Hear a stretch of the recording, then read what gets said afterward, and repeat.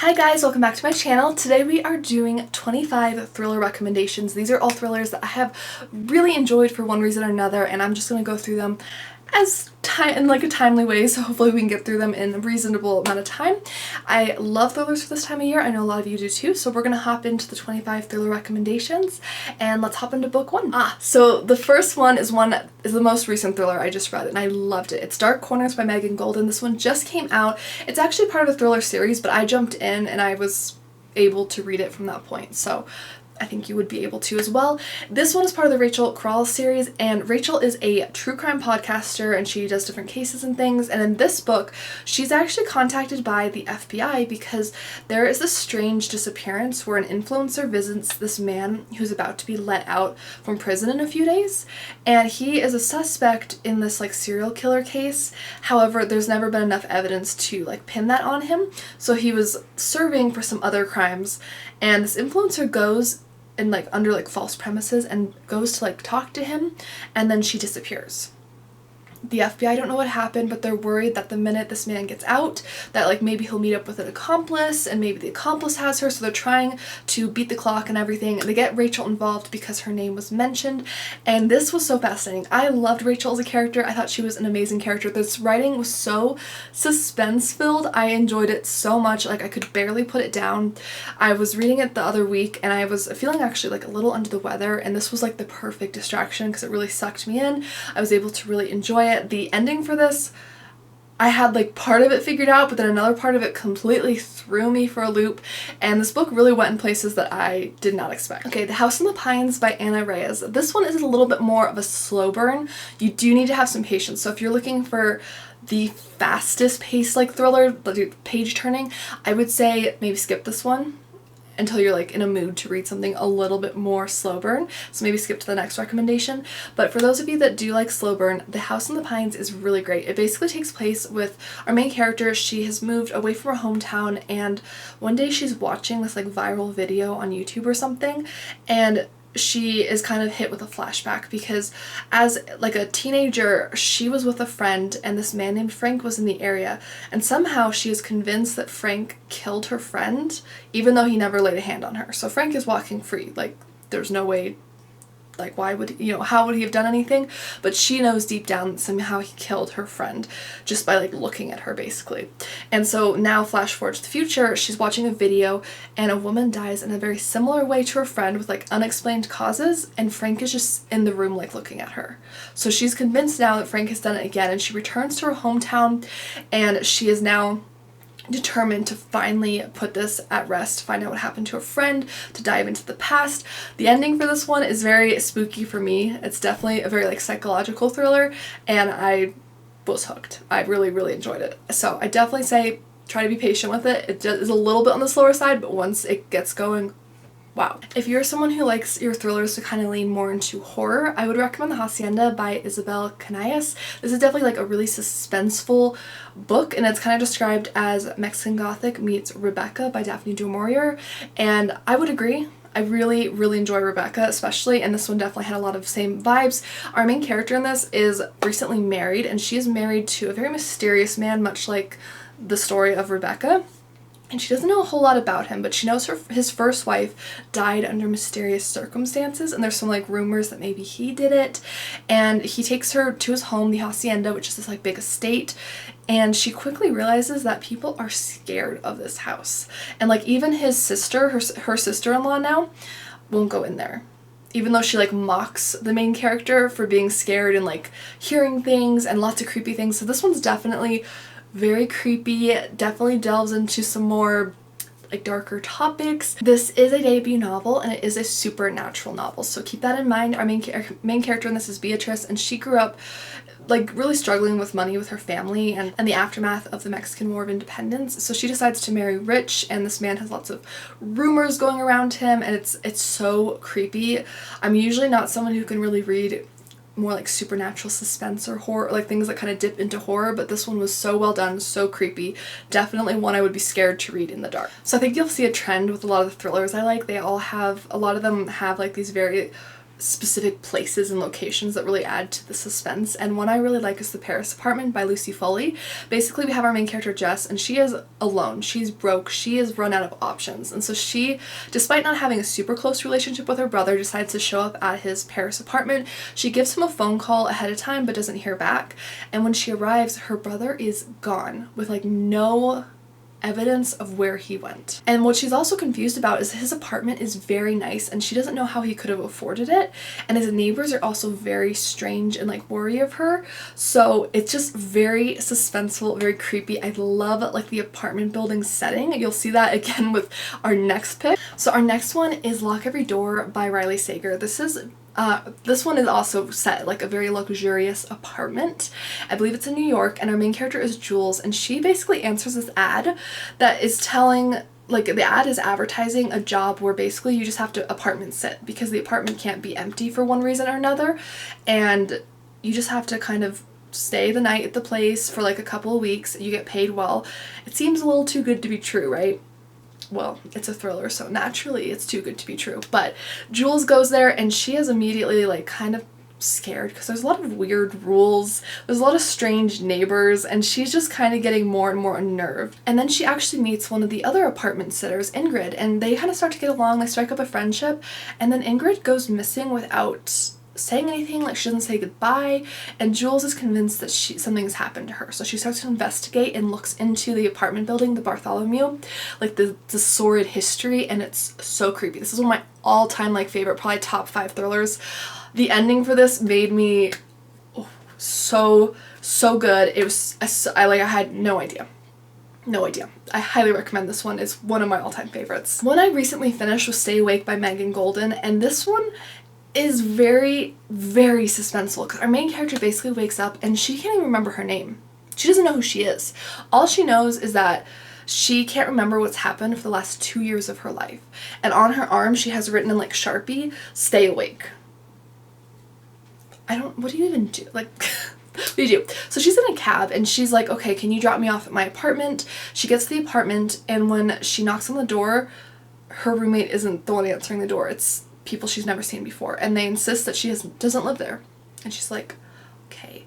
So basically we find out that every time this main character falls asleep, she loses her memory. She has no idea what's happened for the last 2 years. So can you imagine everything that's happened in the last 2 years of your life, like, you know, people moving away, job changes, all these things. So it's just about her trying to figure out what has been happening in her life for the last 2 years and what is wrong with her memory and like how can she fix it. Like, it's so dramatic. It definitely requires a bit of a suspended like disbelief. Like, you have to suspend your disbelief a little bit, but it's worth it. It's so entertaining. It's really fun. It's a good time. Another recent release that I've really loved is The Only One Left by Riley Sager. This one is really creepy. Our main character is Kit, and she is like a caregiver nurse. She basically stays in the premises of people's homes and like cares for them in home, and she had like kind of a mess up at work, and she's basically been suspended, and she has to take this next job because it's all that they're going to offer her, and she's broke, she doesn't have other options. Well, the job is on this like island, so think very much like And Then There Were None kind of setting, and the woman who is on the island is suspected of having killed her whole family as a teenager. And her name is Lenora Hope. And as a teenager, she was the only one in her family who survived this like attack, and people think she did it. So think kind of Lizzie Borden. And as Kit gets to know her, she can no longer talk now. She's like, she's in her 70s. She's, you know, too old to like attack her, so she's not worried about that. But Lenora still gives her kind of the creeps because she's not sure if this legend is true. And Lenora has also suffered from some strokes, so she can no longer speak. And basically Kit has to communicate with her over a typewriter.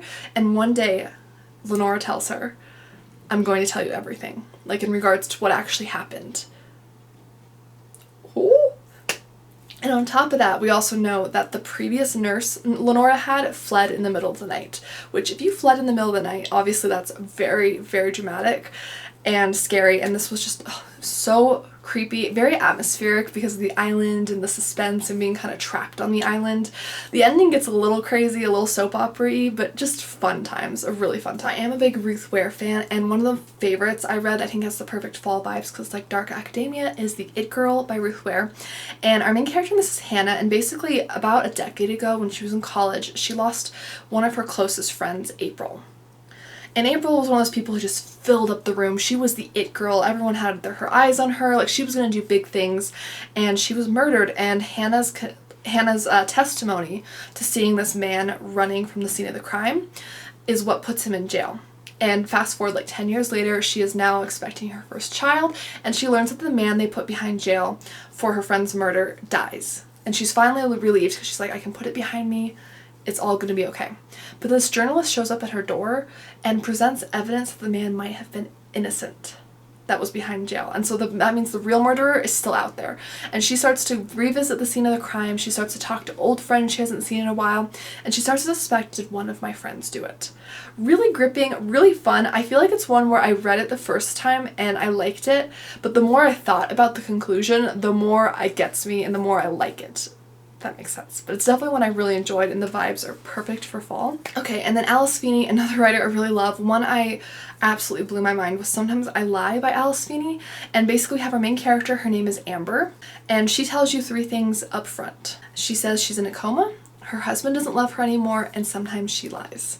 So you go into this knowing that the person you're reading from Amber's perspective for the most part, and you know that the testimony in what you're reading is going to be distorted in some way because she admits right off the bat, sometimes I lie.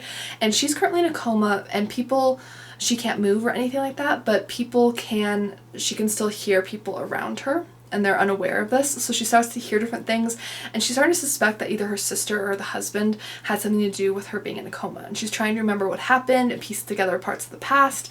I would definitely look up trigger warnings in general for thrillers. That's a good idea, but especially Alice Feeney's work, including this one, they're dark. They get very dark. If you're in the mood for a domestic suspense thriller, I recommend The First Mistake by Sandie Jones. Our main character in this is Alice, and she is finally feeling like life is just really everything she wants. She's got kids, she's got a great husband, it is her second marriage, and she feels like her career is in a really great place. Everything's going okay until her husband Nathan starts to act strangely, and she starts to maybe think maybe he's having an affair, maybe there's something else going on. So she confides in her friend Beth. And the more she confides in Beth, the more she's wondering, can I trust Beth? Like, there's all these things cropping up between Nathan and Beth that are really just concerning, and Alice gets deeper and deeper into this domestic suspense. There were moments for this where my jaw was on the floor. Sandie Jones is a really great, like, fast-paced writer. I really love her thrillers when I'm needing something very fast-paced, and this one had my jaw on the floor several times. One of the most chilling thrillers I have ever read is The Turn of the Key by Ruth Ware. Basically, we have, again, a very kind of, like, remote, creepy location. Our main character is actually a caregiver as well, but she is a caregiver, like, babysitter for young children, like a live-in nanny, and she gets the job, and she's pretty surprised, even, but the couple is very wealthy. They're, like, this, like these famous architects, and their home is beautifully designed, but it's also renovated with all this like smart home technology. So I mean, it's like you can control everything about the home on an app on your phone. So there's very much this creepy technology aspect of like always being watched, and it's very disturbing. And right after she gets the job, she's actually left with the kids for like a week or two, and things start to happen. She is hearing things are disappearing, it's not adding up, and it's so creepy. It's so creepy. And the ending for this, wow. I mean, if you called this ending, good for you, but it's a really strong ending in my opinion. I was amazed. So I definitely recommend that one. It's just very fun, very interesting take on technology and how we let it into our homes. And, you know, I'm not against technology by any means, but there are some downsides, essentially. I also read The Chateau by Jacyln Goldis this year, and this one takes place with 4 friends who are reuniting at this French chateau owned by the like main friend's grandmother, Serafina. And Serafina is like this very wealthy woman. She's got this beautiful chateau, gorgeous setting, amazing. And she invites all of these women back, and they're all in their 30s now. They used to come together and like spend weekends there during their college years, but they haven't seen each other like this in a long time. And they've changed, and there are secrets between these women, so it's a really good like friend secrets keeping kind of thriller, which I really like. Very fun time. Each one you're reading from each woman's like point of view. And this book went places I didn't expect this ending at all. It definitely went somewhere I had no idea. I was really surprised by it. The secrets and things that were coming out, most of them did catch me off guard, and it was just a really interesting time. There's definitely the ending is definitely like a lot's explained at the end, so you kind of have to work your way through it. A little more slow burn, but very like character driven, and I had a really good time with it. I think the setting especially is just, it's so beautiful, but it's so deceiving at the same time, which is what I like for thrillers. I think that's such a fun way to kind of mess with the reader's mind. Another really great one is The Guest List by Lucy Foley. This was the first like real like contemporary thriller I read, and it hooked me, hook, line, and sinker. And The Guest List basically takes place on this remote island. So the characters are trapped on there, and we know from the beginning that someone dies during like the wedding reception, because everyone's there for a wedding. So it's all these friends and people who haven't seen each other in a long time. Secrets are coming out, of course. And we were following around different perspectives, including like the bridesmaid, the groomsman, you know, the bride, the groom-to-be, you know, all of these people. We're following them around. We know someone is going to die. We don't know who. And we're reading from like the past like day leading up to the event. So very, very sinister, very creepy. The ending again for this one completely shocked me. I was completely off on that one. I will say for Lucy Foley, she definitely writes very unlikable characters overall, so there's not usually someone that I really want to root for. I would say, like, there's like one person I can think of in this that I was kind of rooting for, but for the most part it's a pretty unlikable cast of characters, but in the very fun, dramatic, like kind of reality TV-esque kind of way. So if that's something you would enjoy, I would say Lucy Foley is a great pick. This one is definitely interesting. I thought the ending for this was a little out there, but it was fun. I had a really good time with it. It's called Every Vow You Break by Peter Swanson.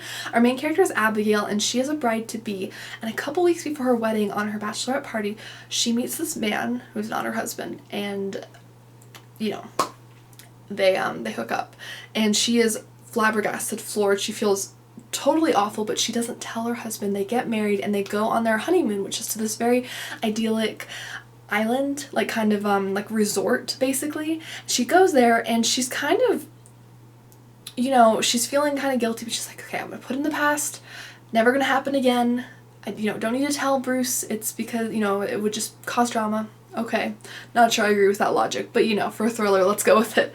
And while she's there, she notices that the man she had hooked up with is on the premises at the resort, and she begins to think that he stalked her there. So now she's wondering, do I tell my husband Bruce and like risk ruining the honeymoon and the wedding and like the marriage even, or do I handle this on my own? So she starts to handle the stalker incident on her own, and it's so like your heart's just beating out of your chest for parts of this. It was really interesting. The island setting definitely made it very intense because there was only like one way on and off the island, and very high stakes. So very interesting read. Okay, so this next one is so interesting because you're reading from a very morally gray character's perspective, and it's called Just One Look by Lindsay Cameron. And our main character is Cassie, and basically she has recently lost this very like high paying, like, you know, reputable like corporate job that she'd spent a lot of time getting, and she's kind of desperate, so she takes this temp job working in a law firm, and she's basically reviewing all of these emails like that are like internal emails sent by the partners and stuff. She has to look through it for like lawsuit stuff, and while she's there she stumbles on these exchanges between one of the partners, Forrest, and his wife Annabelle, and she's immediately enchanted because they seem to have the perfect marriage. They're just so sweet and loving in their emails, and she starts to become obsessed. So you're basically reading from the perspective of a character who is becoming more and more obsessed and almost like stalkery about this couple, and she even starts to mimic their actions. She starts to go to like the coffee shops they like. She starts to like order like clothing that like the wife wears. So she becomes like full on obsessed, and it's so interesting reading from that perspective because of course you're reading it and going, well, this isn't right, this is weird and, you know, unhealthy, but reading it for a fiction, you know, from a fictional perspective, it's very interesting and it's very thrilling as like worlds start to collide. So I recommend this. It's definitely kind of a unique one, but I really had a good time with it. This next one is called Rock, Paper, Scissors, and it's also by Alice Feeney. she's a repeat writer on this list because I do really love her work. She's very twisty, very fun. And basically we have this couple we're following, Mr. and Mrs. Wright, and Adam and Amelia they're in a rough place with their marriage. I think they're like in their 30s. He is a very dedicated, hardworking, like workaholic type, and it's really put a strain on their relationship. And he also suffers from face blindness, which is very interesting. And they basically decide to take this like getaway together, and it takes place during the winter, so lots of snow and kind of isolation trope with that, which I really love. And every anniversary this couple likes to exchange gifts based on like, you know, paper, cotton, tin, like the different themes for those. I don't know how those got invented. I'm really curious. I should look that up now. But they start to, like, the wife writes a letter every year to Adam based on their anniversary and kind of where they're at in their marriage. So you're kind of reading through those as well, and it's just so twisty, and I was flabbergasted. I don't want to say much more. I was absolutely flabbergasted with the ending though. Like, you could have knocked me over.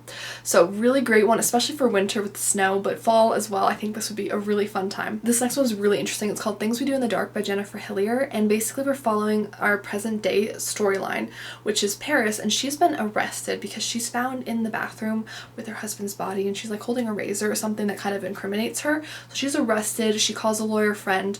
She's trying to get things sorted out because she's like, I didn't do it. She doesn't know what's happened. She's grieving, and at the same time we're reading a storyline from the past which features a woman named Ruby Reyes, and she was actually convicted or charged with like a similar crime. But the thing about these two that connects them is that Ruby knows Paris's secret, and she's starting to blackmail her. I thought this was really brilliant, super interesting, very fun with the two storylines that you're going back and forth with. I found both to be very equally interesting, which I think is hard to do because sometimes you read a thriller with two different storylines like that and you really favor one over the other. But I found these to be equally interesting, which really made it top-notch enjoyment for me. So our main character in What Lies in the Wood by Kate Alice Marshall is Naomi Shaw, and she used to believe in magic. She used to believe in a lot of things. Her and her friends would spend their like days as like, they're kind of like, I think they're about 12, I want to say. They would spend their time in the woods. They'd make up these like magical stories. They had so much fun until one summer it all came to a crashing halt because Naomi is attacked and actually stabbed like 17 times, like brutally attacked. And her two friends, their testimony puts away a serial killer. And they were all heroes in the town, but they were also liars. And all these years later, as adults, Naomi is coming back home for a bit, and one of her friends wants to tell what they had lied about, while the other friend is like, no, we can't. Things start to happen, it escalates, it's really interesting, and you also get to find out what actually happened in the woods all those years back. So very, very interesting, definitely very dark, but I had a really good time reading this one, and I definitely recommend it if you're looking for something with like friendships and secrets and like kind of a dark past. I think you'd really enjoy this. The Soulmate by Sally Hepworth, I read that this summer and it was just so much fun. I think I read this in a vlog. I'll link it above if you want to check it out. But The Soulmate basically has this couple, and they have two young children, and they move to this like cliffside or like on the beach. So you have all the beautiful water like on the cover here, and they're on this house, and one night they see that someone is out there, because this is kind of a popular place for people to take their own lives, unfortunately. But the husband has gone out there every time he sees someone on the cliffside who seems like they're maybe not doing so well, and he's been able to stop them so far. But this night he is unable to stop this person from jumping, and he is just so beside himself. And of course that would be really distressing for anybody to experience, but his wife is shocked to learn later that he actually knew this person, the person who had jumped, and he didn't tell her, which is very interesting. Like, why wouldn't you, if you weren't hiding anything, why wouldn't you say anything? And she believes he's her soulmate, she's like, we have this connection, like, why wouldn't you tell me? She starts to dig into her husband's life, and things start to come out, and it's not always pretty, and the ending for this was very, very intense, and I thoroughly enjoyed it. It's again one of those ones that once I reflected on it more, I enjoyed it when I read it, but I like loved it the more I thought about it. So it's one that really builds on itself nicely. People Like Her by Ellery Lloyd. You're reading from two perspectives with this one. You have our mommy influencer, and you have her husband, who is a very cynical writer who hasn't had a lot of success, but his wife is hugely successful. She's got this like mommy influencer brand. She has like, she posts these perfect pictures of their kids and their family, they're in Oprah magazine, all these sorts of things, and you're reading from both their perspectives about the behind the scenes of this very like famous influencer life, and his wife Emmy is supposedly an influencer who tells all, who reveals what it's really like to be a mom, and you know, she's realistic with her followers, but unfortunately it's not the case. And her husband is frequently in his sections of the book, he's kind of being like, that's not actually what happened. And it's very interesting to see this like cynical clashing with this overly optimistic, very ambitious writing style. And unfortunately their marriage is starting to crack under the pressure of everything going on and just like the kind of the false life that they're living in a way. And Emmy is also not too careful with what she reveals online, and she has an obsessive follower who starts to stalk them and gets dangerously and dangerously closer. Really, really like just chilling thriller, because unfortunately it's one of those thrillers you could see something like this maybe happening. I mean, of course it's dramatized a bit, but it hits close to home because so many people do post so much about their life on social media. I mean, I'm here filming YouTube videos, so it is something definitely to consider, kind of a good like, raises like a lot of important questions about social media, technology, and just fame and like success and what truly is the meaning of success. I feel like the ending for this one I had a little bit of a hard time believing, just a little bit, not like the climax but the like post afterwards. I had a little bit of a hard time believing that. Let me know if you've read it and what you thought, but overall I loved it. It was a really strong read for me. I also really like The Club by Ellery Lloyd, and Ellery Lloyd is actually a husband-wife writing team, so I think that really lends itself well because they usually jump around between lots of different perspectives. And The Club is really unique because basically you're reading about this deluxe, like, I mean, think about like mega rich resort. So the home group is like this exclusive club that celebrities are just dying to get into. They're dying to join it. And of course someone ends up actually dying during the book, but it's very luxurious. It's basically advertised as a way for celebrities to get away from everything and to be able to party and let loose without the pressure of paparazzi or people like telling on them or anything like that, right? And behind the scenes of all of this, like the employees, because you're reading from some of their perspective as well, things are starting to build. Tension is rising, things are starting to crack, and secrets are about to come out. And it's tantalizing. It's a really great, if you like the very like mega rich, like crazy wealthy kind of thrillers where it takes place around people like that, this one is very interesting, very fun, and you get to learn about all the secrets that the celebrities are hiding and why they're escaping to this home group, and it's so fascinating.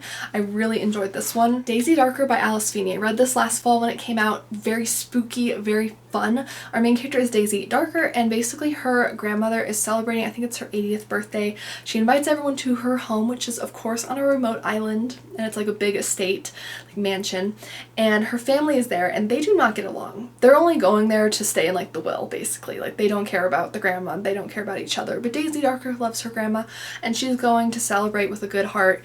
And you get there, things start to happen, and the grandma makes a big announcement over dinner that shocks people, and later that night she is found dead. And so you're starting to follow Daisy as she starts to sleuth and figure out what's going on, and it feels very much like they're actively in danger. There's very much like an "and then there were none" vibe to it, and some of the twists for this, wow. Some of them I got, some of them I completely was shocked by, and this one is definitely intense, very fun. You're reading also from a past and present perspective for this, so you're kind of getting to learn about the past and what caused Daisy's family to be so broken, because they clearly they hate each other's guts. So it's very interesting to see that build up, and I just really had a great time with this. It's especially perfect for fall. I think it's very atmospheric, so I'd really recommend it for the fall or winter season. Another one that technically takes place during summer, but I think it's perfect for fall because it's very spooky, is Home Before Dark by Riley Sager. In this one we have, again, a home is like the kind of it's almost part of the book, you know, it's like a character in its own right, and we have our main character who's returning home to this place after all these years when it's left to her in a will, and she hasn't been back there since she was a young child when her and her parents fled in the middle of the night, and she remembers nothing. She doesn't know what happened. Her father wrote a ghost story based on it with all these supernatural claims and became famous on that, and she actually really hates the story because people know her for it and she doesn't remember it, and people ask her, you know, oh, did you know, is this real? Like, is your father's story real? And she's like, I don't know. But she goes back, and she's now like a renovator and someone who designs things, so she wants to kind of spruce the place up this summer to get it ready to sell. And while she's there, she starts to dig into the dark past and discover what really happened when she was a child. And it's chilling, absolutely chilling. This one will have you guessing, and it's just gets into your bones. It's really creepy. This next one is Dirty Laundry by Disha Bose, and this one's definitely a little more slow burn, a little bit more like more like a drama, a suspenseful drama in my opinion, but I do really love the writing for it, so I wanted to include it for those of you that are really into like a beautiful writing style, very character driven. We're following 3 moms in this story. They live in like this beautiful suburb. We have our main kind of mom that's central around, which is Sierra, and she's like the mom who has it all. You know, she's got the perfect husband, she's got the money, she's got the perfectly behaved kids. Then we have Misha, who's my personal favorite, and she is struggling. Misha is somebody, she grew up in Calcutta, and she's in an arranged marriage her parents set up. It's not the most happy marriage, and she just kind of wants to fit in, so she really gravitates towards Sierra because she seems to be like the it mom, and she wants to fit in like that. And then we have Lauren, who doesn't fit in. She doesn't meet the other mom's standards, and she's the constant like brunt of jokes in the suburbs, and she's got a very disheveled husband, so you're also reading from her perspective. And then one day you learn at the beginning that Sierra is found murdered in her beautiful home, and you're trying to read these past accounts leading up to it to find out what happened. So it's not my all-time favorite in terms of like twists, but I just loved the writing style, so I really wanted to include it for those of you that like maybe high drama, high suspense, like a suburb setting, and just that beautiful character-driven writing. I think you'll enjoy this. So last but certainly not least, this is one of my all-time favorite, would make my top 5, and that is His and Hers by Alice Feeney. And Alice Feeney, like I said, one of my favorites. The only one from her I don't recommend is I Know Who You Are. Please, if you want to read that, please look up trigger warnings, because I wish I could erase that one from my brain, because that was too much for me. That one really. But His and Hers is one I would actually reread, which is pretty rare for a thriller. But basically we have this small, quaint town. We have Anna Andrews, and she's like a news reporter, and she is assigned this murder that happens in the small town, which actually happens to be her hometown. And a young woman is actually murdered. She's found like dead in her car. And Anna bumps into this man named Jack, who is like a detective on the case there, and he starts to become very suspicious of her because he suspects that she knows the young woman somehow, and Anna is suspicious of him, and you're reading from his and her perspective.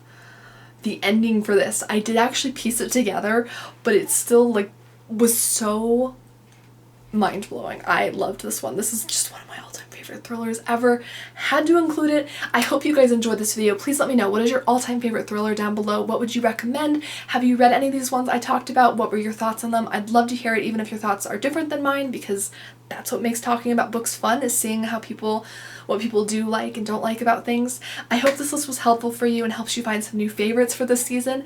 And don't forget to like and subscribe. I do post new book content every week on this channel, and I especially love mystery content, so you'll see lots of mysteries, including cozy mysteries, as well as like thrillers on this channel. So anything with a mystery element, you can find it here. Thank you guys again, and have a wonderful rest of your day. Bye!